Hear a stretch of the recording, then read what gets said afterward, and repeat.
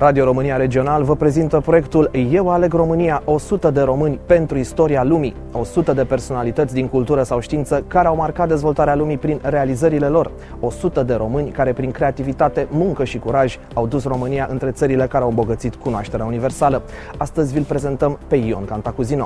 Cercetătorul de geniu care a pus la punct prima metodă de vaccinare antiholerică din lume. Născut la 25 noiembrie 1863, Ion Cantacuzino este una dintre cele mai ilustre personalități științifice ale României. Tatăl său, Ion Cantacuzino, era jurist și a fost ministru în timpul domniei lui Alexandru Ioan Cuza, iar mama sa, Maria, era fiica generalului Mavros, secretarul și ajutorul lui Kiselev. Pentru a înțelege cât de bogată, renumită și influentă era familia în care s-a născut, trebuie înțeles că neamul Cantacuzinilor este descendent din împăratul Bizantului Ioan al IV-lea Cantacuzino și a numărat domnitori și prinți ce au condus Valahia, Moldova și Rusia. După cum era de așteptat pentru bogăția mediului din care provenea, primii ani de școală i-a făcut acasă, cu profesori particulari.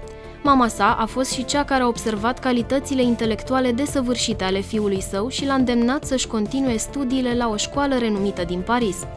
Interesant este faptul că facultatea de medicină nu a fost prima sa opțiune. Ion Cantacuzino a studiat mai întâi literele, filosofia și științele. Destinul însă, așa cum se întâmplă tuturor în viață, i-a îndreptat pașii în Franța spre facultatea de medicină, acolo unde s-a înscris în 1887. În patria lui Voltaire, Cantacuzino a început să lucreze la Institutul Pasteur, iar studiul imunității a rămas principala sa linie de cercetare pentru întreaga viață. La întoarcerea în țară, datorită rezultatelor deosebite, Ion Cantacuzino este numit profesor de medicină experimentală la Facultatea de Medicină din București și director general al Serviciului Sanitar din România. Mai mult de atât, Cantacuzino a înființat Institutul de Seruri și Vaccinuri, care astăzi poartă numele Laboratorul de Medicină Experimentală și 2 reviste medicale. Revista Științelor Medicale și Anal de Biologie. Metoda de vaccinare antiholerică inventată de el, numită metoda Cantacuzino în lumea întreagă, este folosită și astăzi în țările unde se mai semnalează cazuri de holeră. Profesorul Ioan Cantacuzino a fost, fără doar și poate, întruchiparea voinței, puterii și inteligenței omenești.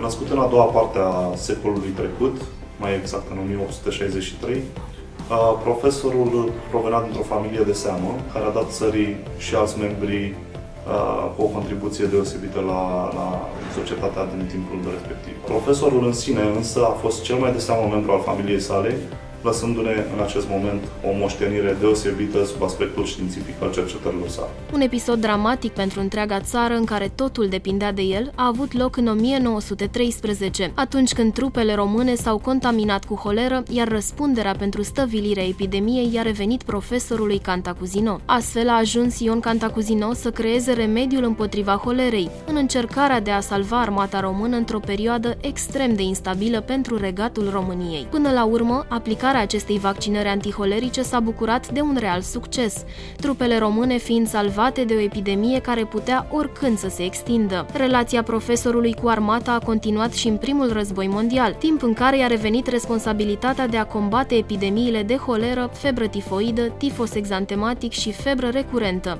care amenințau permanent trupele care luptau pentru realizarea României mari. Activitatea sa în beneficiul României nu s-a rezumat la strălucita carieră medicală. Ion Cantacuzino a semnat ca prim delegat tratatul de la Trianon din 1920. Ion Cantacuzino a murit la 14 ianuarie 1934, mormântul său aflându-se în clădirea institutului pe care l-a creat și condus. V-am prezentat astăzi activitatea lui Ion Cantacuzino în cadrul proiectului Eu aleg România, 100 de români pentru istoria lumii. Acesta nu este un clasament, iar lista rămâne deschisă. Așteptăm propunerile voastre pe site-ul eualegromânia.ro. Mâine, Radio România Regional vă propune să cunoașteți o nouă personalitate care a marcat știința sau cultura mondială.